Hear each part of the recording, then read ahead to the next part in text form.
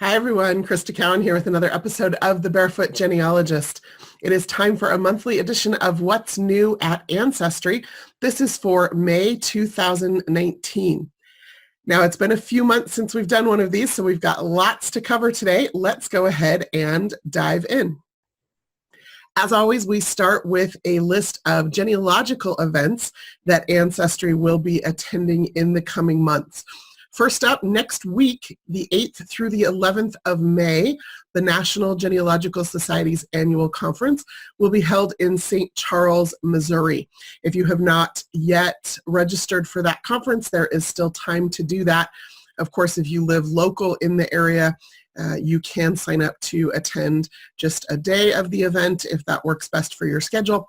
And of course, the exhibit hall is free. Ancestry will have a booth there. We'll be doing some in-booth demos. I'll be there quite a bit of the time, so I would love it if you would come by and say hello.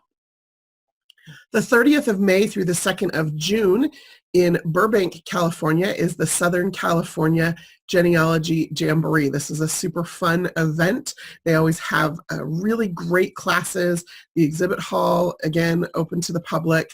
Ancestry will be there. The couple of differences about this event is always held in the same place, the same convention center, same weekend every year. So they have that consistency.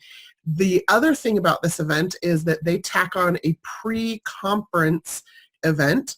So they do a DNA day and a writer's workshop type of day.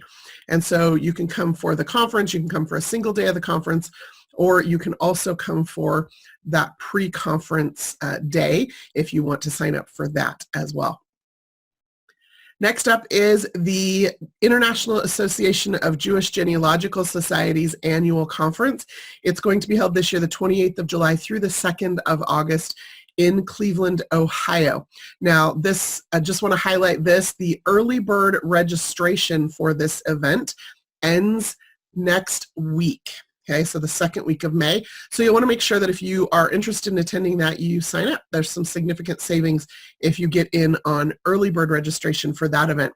I happen to be on the board of directors for this particular organization and just got off a call where we were talking about some of the fun things that they have planned. They have a history professor who is very connected with the history of rock and roll, and they're going to have some things about Jews in rock and roll in particular, and then the opening reception is going to be held at the Rock and Roll Hall of Fame. So I'm really looking forward to that particular event. And again, I think I've said this in the past, you don't have to be Jewish to attend the conference. If you just want to learn genealogical skills and Cleveland is convenient for you, this might be an event that you might be interested in attending. And if you have non-Jewish Eastern European ancestry, there are often classes and resources available to learn about for that, again, even if you are not Jewish. Okay, next up is the Federation of Genealogical Societies annual conference this year. It's going to be held the 21st through the 24th of August in Washington, D.C. Now that's exciting, of course, because the National Archives is in Washington, D.C. There's also some other great research opportunities. The Daughters of the American Revolution have a museum there with some research materials. Just lots of really great opportunities there in our nation's capital. So those are the major genealogical events that Ancestry will be attending in the coming months. Of course, every local society tends to have monthly meetings. State and regional genealogical societies have conferences as well. Sometimes I go out and speak at those, or other members of the Ancestry genealogy staff do. So be sure to look up your local genealogical society or state genealogical society or genealogical society in your country and see what other events are going on that might be beneficial to you. But if you can make it to one of these national level events, that would be fantastic. And of course, please come see me in the Ancestry booth. I would love to meet you. Okay, let's talk about product. So Ancestry has been busy doing some major changes to the site, and some of these you will have already heard about. Some of these might be new to some of you, so let's just run through them. The first is my tree tags. Now, I did an entire video on my tree tags a few weeks ago, so I'm not going to go into too much depth here. But if you hadn't yet heard about this, this is the new ability that we give you to tag individuals in your family tree with certain definers or pieces of information about them or about the research that you're doing about them. Like I said, there's an entire video. I encourage you to go watch that. This is still in beta, so you do have to opt in to access it currently. You do that by clicking on Extras on your Ancestry menu and then going down to Ancestry Lab, and then there you can enable My Tree Tags. This will be launching live to everyone in a couple of months or within the next couple of months. But if you do want to opt into the beta of that, you are welcome to do that and play around with it and see how it's going to help you. In that video, I explain how I'm using it and how it's been super beneficial to my own research. So be sure to go check that out. Next up, we have the new and improved DNA match list. This is also still in beta. You opt into it from that Extras menu, again under Ancestry Labs. I have a video in production currently that will be posted to the Ancestry YouTube channel next Wednesday, so the second week of May. And I'll go into a lot more detail there about what the changes are that we've done, why we've made some of those changes, some of the new features of the DNA match list, and how I'm using them to make new family history discoveries. So watch out for that video next week where we will talk a little bit more in detail about that.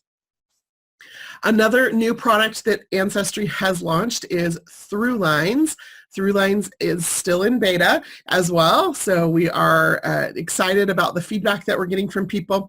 For those of you who haven't seen it, or maybe because you haven't taken an AncestryDNA test or you haven't gone to look at your results lately, here's kind of a basic definition. I will do a full video about Throughlines in June. But the basic definition is we've taken your DNA matches, so these are people that you share enough DNA with that we are confident you have what we call genealogically recent relationship between the two of you through a common ancestor. And then we've taken, if you've attached a tree and your match is attached a tree, we try to connect you to a common ancestor so that you know not just that you are related, but how you might be related. And if neither of your trees go back far enough to make that connection, Ancestry then searches our 100 million other family trees to see if we can provide you with a potential path to explore to determine how you might be related to that DNA cousin. So really excited about that. It's been, again, super beneficial to me in my own family history research. I've made some really cool discoveries, and I'm excited to share with you in a video in a few weeks a little bit more about that in greater detail.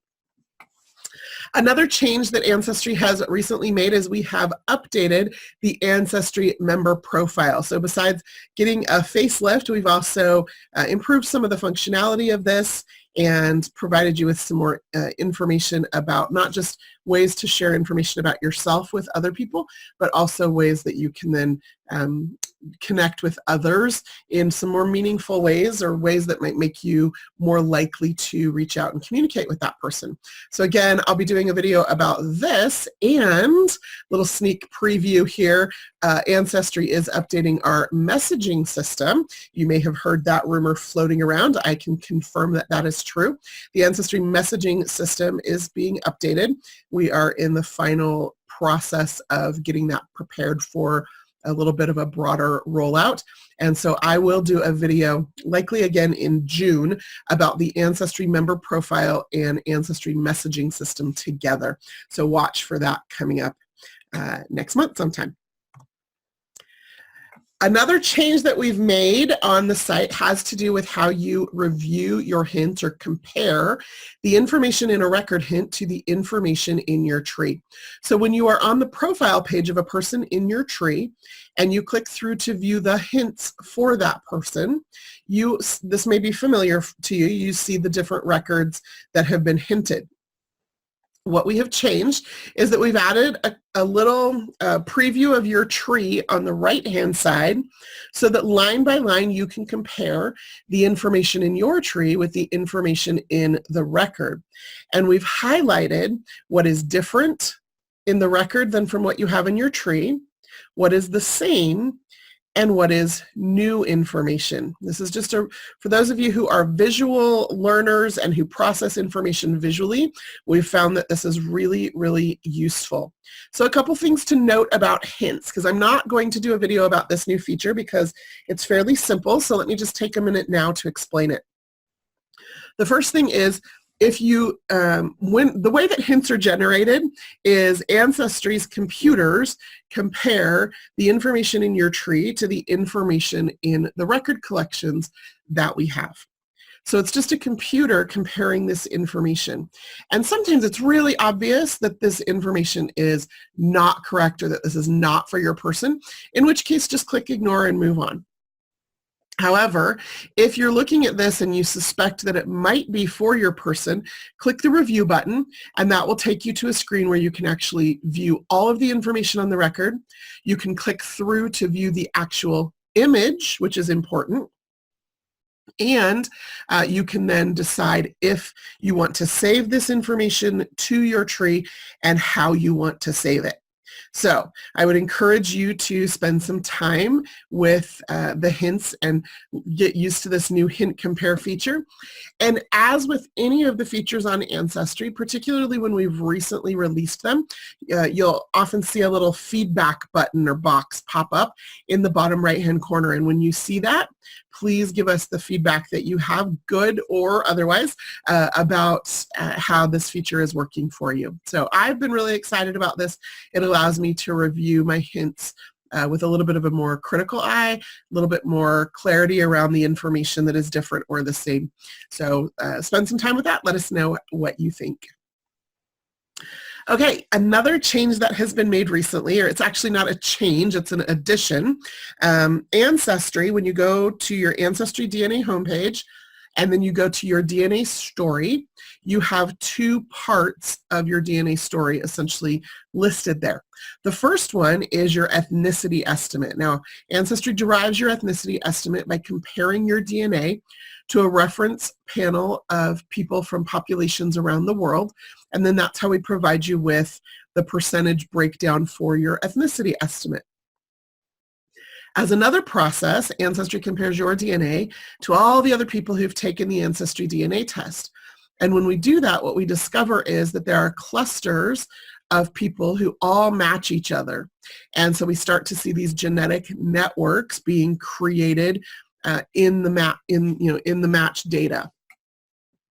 And what we've discovered is because we have this largest community of DNA testers, and because we also have 100 million family trees on Ancestry, we can start to look at those networks of people, those giant clusters of people who all share DNA with each other, and we can use the tree data to annotate that particular group of people, meaning the reason all of these people are share DNA with each other is because they all come from County Cork, Ireland, or they all are African Americans in South Carolina, or they all are from New England or the Great Lakes region, or wherever the case may be. So the genetic communities, everybody has the ethnicity estimate if you took a DNA test. The genetic communities will only show up on your list if you have large enough networks of DNA matches that you connect with that we can annotate to a particular community. And the news for this update is that we have added 90 additional communities to the several hundred that we already had.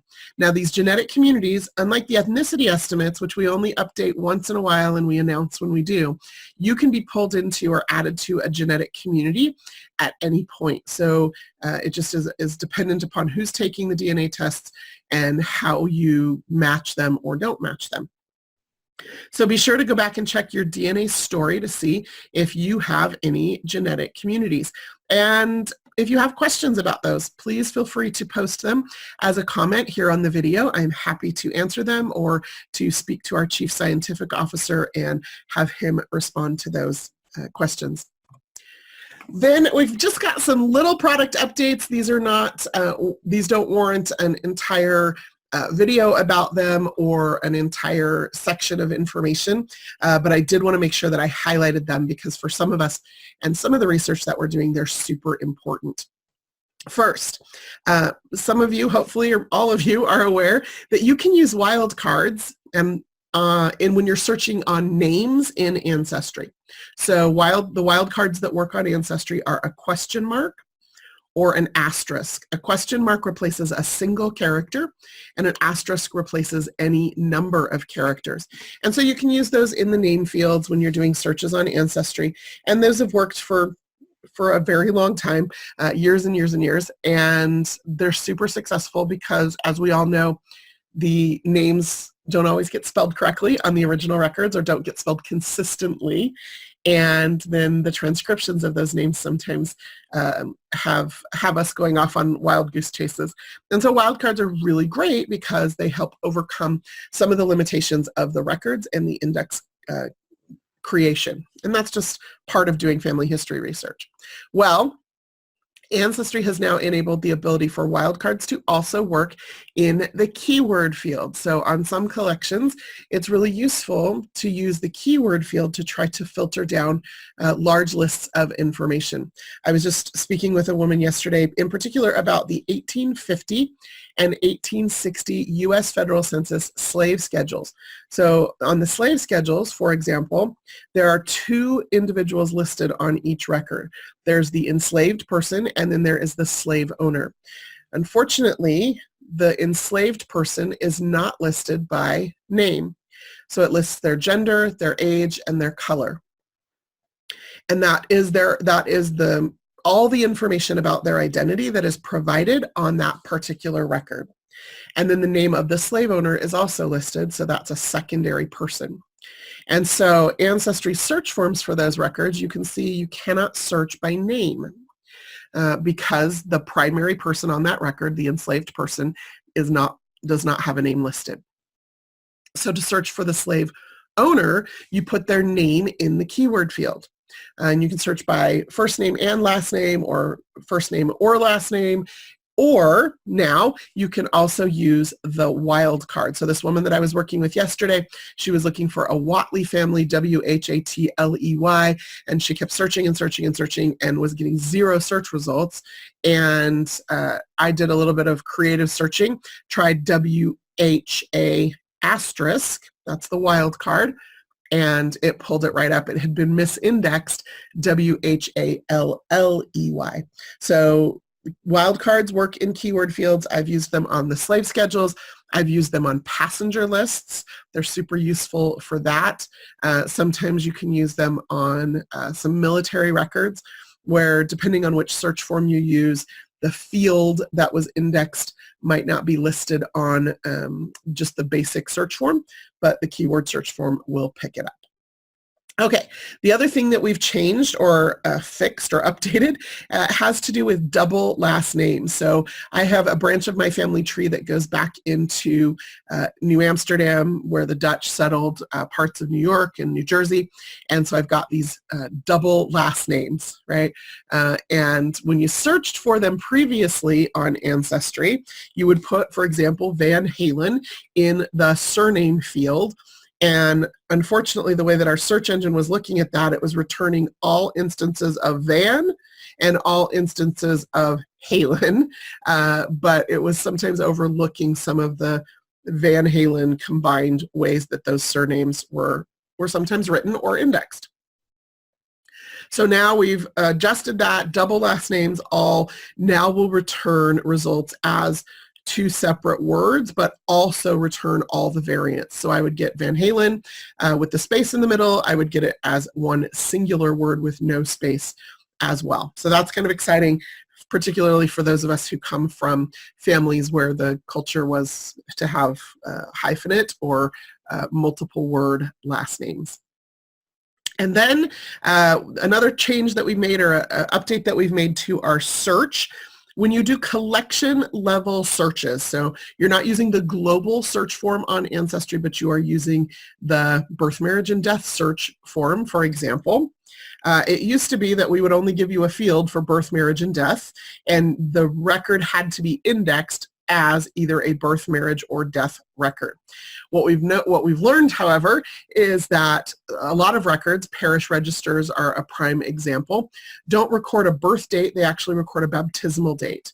Or they don't record a death date, they actually record a burial date. Or they don't record maybe it's a divorce record, they don't record the marriage date, but they do record a divorce date. And rather than adding 3 additional fields onto the search form, we just have mapped those fields so that they return results for those alternate events.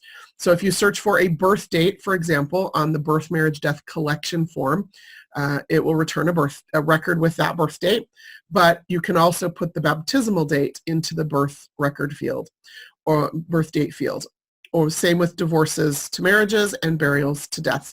Hopefully that made sense. I feel like I might not have explained that very well, but if you've got questions about that, please leave it in the comments. I will pay attention to those and respond as I can. Okay, so we got through the genealogical events coming up. We got through a ton of product updates, which is super exciting. Let's just talk about some content highlights. We have a lot, and so I'm just going to cover a few things. If you have never joined us for a What's New episode before, you might not be aware of where you can go to find out what new content has been added to Ancestry, but I'll show you briefly. You just click on search, and you come down here to the card catalog. That card catalog is a listing of all of the databases of records available on Ancestry. And if you just sort this list by date added, all of the new collections bubble up to the top of the list. We leave this little new tag on these databases for about 90 days so that you can see. I tend to check these every week or two just to see what's new so that I can search those specific databases. So let's first talk about the U.S. Navy muster rolls. They cover 1949 through 1963. There are 2.4 million records in this specific collection. And if you come here, you will notice no search box. So these particular records, not fully indexed yet, but if you read the database description, which I encourage you to always do whenever you are using a set of records for the very first time, you'll learn a little bit more about exactly what is and is not included. And you'll also see a notation here that there are some additional years of records that Ancestry will be adding in the near future. You can, however, access these records, because there's no search, right, by browsing. So this is just like you would with a reel of microfilm. You come in here and you browse to the specific year or range of years that you suspect that your family member or yourself even might be listed on the Navy muster rolls, and then you go to the specific reel of microfilm. If you want more information about these set of records, the source information is found here. Again, this is on all Ancestry databases. Usually it's found below the search form, and so some of you don't always scroll down that far. So you can learn some more about where Ancestry obtained these records, and you can go to their catalog or their information to understand a little bit more about how to use those particular records. So that's the U.S. Navy muster rolls. Ancestry has also added a large collection of baptisms, marriages, and burials. I almost said births, marriages, and deaths. Baptisms, marriages, and burials from Kent, England, from 1538 to 1914. Of course, we love the British records. They have been keeping records since the 1500s very meticulously. 1.3 million records for that particular county in England. So if you have family from there, you can go search those. Next up, we have some records from Germany, and these are from Trier, which is a very specific area of Germany. Germany research in general is a little bit tricky, and that's because you have to know where in Germany your family came from in order to be successful in your searches, and particularly in order to make sure that you're identifying the right people. Because you might have an ancestor with a name that you think is very unique, and so you do a search and you grab onto somebody because you think they have this unique name, only to find out that maybe in Germany that name wasn't all that unique, and you've grabbed the wrong person in the entirely wrong place in what we now know of as Germany. Germany historically was a bunch of kingdoms. It only recently in history became a unified country. And so knowing where in Germany your family came from or where they should be living in a certain time period is really important to success in these records. So we've provided you with some new records for Germany, quite a few of them actually for this Trier region. You're going to see the census, the Trier census. Now their census, again, a little bit different than here in the United States, where we take a federal census every 10 years across the whole country. This is inhabitants lists, basically. The records are in German. That is important to understand. Okay, and you can see the browse over here if you want to browse to a particular set of these records, or you can just do the searches. Again, I think I've mentioned this before, but for those of you who haven't heard it or need a refresher, whenever I start searching a new database, one of the very first things I do is I'll just plug in a year or a singular piece of information just so that I can get a feel for what kind of information might show up here in a particular set of records. So you just plug in a specific piece of information rather than all of the information about a person. So by plugging in one piece of information, in this case a birth year, I can see the kinds of information that has been indexed, and then I could actually go through and view a record so that I can understand when I start searching for my people in these records, what kinds of information is on the record, which pieces of that information have been indexed, and how best I could probably search that collection of records. So I would recommend you do that whenever you encounter a new set of records, and in particular if you're using records in a language that you don't speak natively, it's useful to start to orient yourself to those records. So besides the census records out of Trier, we also have baptisms, marriages, and burials for Trier dating back to 1600. It's a singular collection from 1600 to 1798, 500,000 records in that collection. And then from 1798 through into the 1900s, the births, marriages, and deaths reside in separate databases. So they kept them all in essentially one register for that almost 200 years, and then they broke them into separate registers for recording later in time.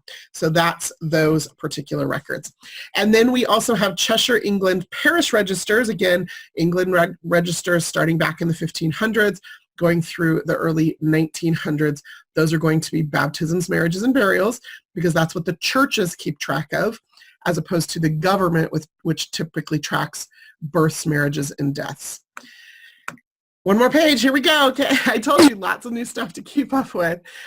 So Ancestry has also added London, England poor law, hospital admissions and discharges. These are from 1842 through 1918. So one of the things about English law has to do with poor law and the way that they take care of their poor, either through poorhouses, and in this case, their hospital records. So you get information about exactly when they were admitted, when they were discharged, and notations with some additional information about them, sometimes even some familial relationships.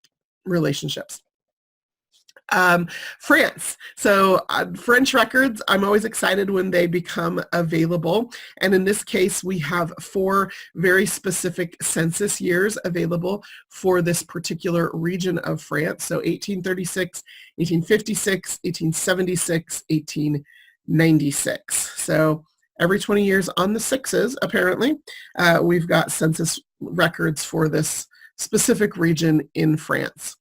And we also now have census records for Norway, 3 years, 1891, 1900, and 1910. So if you have Norwegian ancestry, you will be able to do some searches there. That is, so unlike the Germany and French census records, which are specific to a region of those countries, the Norwegian census, or the Norway census, much like the United States, covers the whole country. So if you don't know exactly where your family may have lived at the time, You can do a search in that set of records, and it will give you return results for the entire country so that you can start to filter out or determine where your family may have lived in Norway. And then just a fun set of records that came online this last month is the U.S. baseball questionnaires. They're from 1945 to 2005. They might seem like kind of a silly set of records for some of you, but I actually had some success in finding a family member of my mother's that was listed. So basically, if you scroll down, you'll see the database description.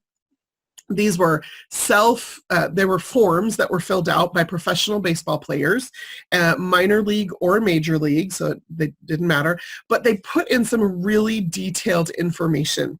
So their full name, their nickname, the position they played, but then their self-reported ancestry, so how they self-identified as German or as Irish or Cuban or whatever the case may be.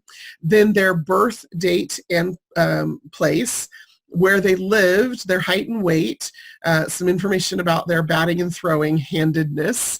And handedness is always kind of a fascinating thing to me to start to track in my family tree. For example, I'm the oldest of 5 children, and I am left-handed, and my youngest sibling is left-handed, but neither of my parents and none of our grandparents were left-handed.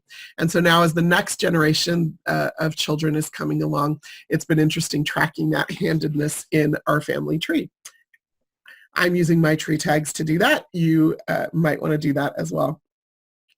Then there's information on these forms about high school and graduation year, college information about where or if they went to college, the sports that they played in school, the first ball club that they played for, what their occupation is in the off season, who their scout was, and then just some information about their own memories, either of baseball or significant events, and military service details, and then sometimes there's also some details about their family. So really, really rich, detailed set of information. Of course, it only applies to a narrow scope of people, but it's super fascinating. And like I said, I found one of my mother's cousins. I had actually found him on our DNA match list and did a search for some additional information about him. He is still living, and I hadn't sent him a message yet. And so up he popped in this particular collection of records. And one of the things that I noticed was that he and my mother had attended the same high school, and he graduated a couple of years ahead of her. And so immediately, of course, I asked her if she knew him. He's, I think, a second cousin once removed, and she knew him, and she knew right away who he was and had no idea that she was related to him, but I guess he had been kind of a big deal in high school. And so that was fun for her to make that connection because of that particular set of records. Well, there is a lot of other new record collections that have been uploaded to Ancestry in the last couple of months since we last spoke about a What's New episode. So be sure to go check out the card catalog, sort by date added, and get the full list of that information. Keep track of that. If you have any questions about anything we've talked about today, feel free to leave it as a comment here on the YouTube channel. I will pay attention to those, respond to those as necessary. And then just a quick reminder, like I said earlier in the video, I will be doing next week's video is on the new and improved DNA match list. So watch for that. And then coming up in June, we'll have videos about through lines that will be published on the YouTube channel, and then also videos about the new profile page and the new Ancestry Messaging Center. So that is all I have for you today. Until next time, this is Crista Cowan. Have fun climbing your family tree.